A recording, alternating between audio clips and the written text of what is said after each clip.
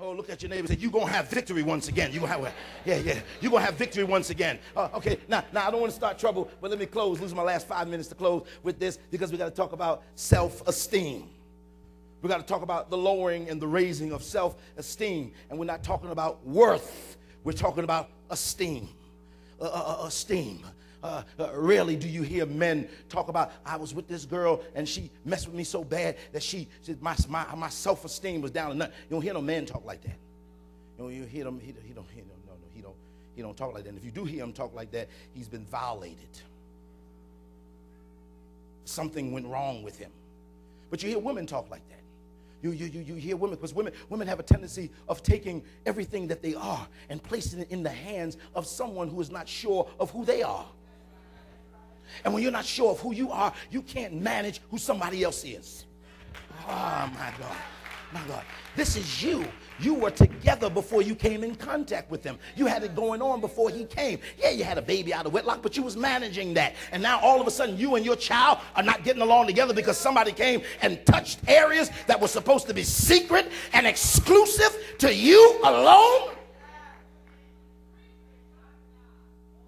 Don't tell me about somebody lowering your esteem. Because if your esteem got lowered, it's because you gave the person the keys, the remote, and the secret code. You don't give nobody your secret code. You got to know your numbers. You got to know how to punch that thing in to get to where you got to go. And at the end of the day, you say, listen, before I let you pull me down to nothing, I'll stand over in a corner by myself. The greatest gift a man can give to a woman is to teach her how to live without him. Why is all this trash on top of you? Why is all of this oppression there? Why is all this low esteem there? Why? Because you're giving people opportunities to touch you in areas that they have no business touching you in the first place. You are awesome. You are powerful.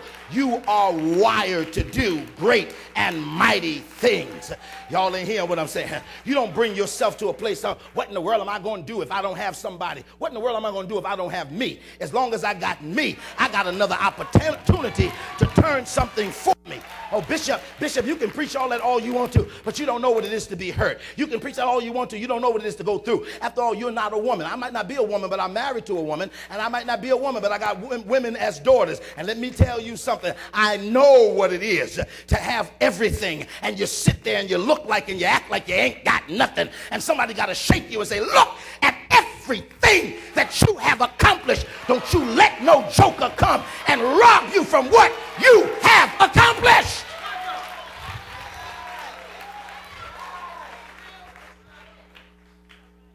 Good day in the morning. Songwriter said, when I look back over my life and I think things over, I can truly, am I preaching too much? I can truly say that I've been blessed. I'm not going through the second half of my life worrying about what somebody took from me and worry about what I don't got and worry about what somebody else got. Everybody's complaining about, everybody complaining about what somebody else got. You don't love me because you don't argue with me. He argues with her. And if you love me, you would argue with me. You just let me do whatever I want to do. Are you crazy? We always complain about what somebody else got, what somebody else is doing. Or her husband cooks for her. Well, her husband just bought her a brand new car. Well, her husband beats her up. What do you want?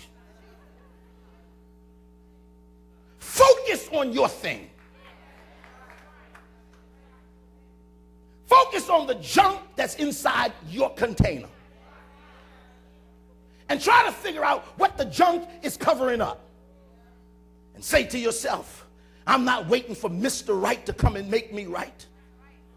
I'm waiting for Mr. Right to come so I can make him better.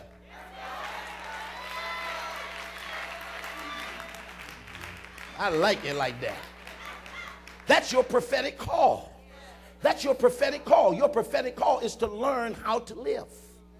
To learn how to live.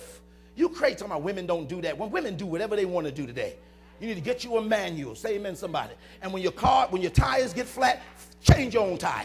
Oh, okay, now I know you don't like that.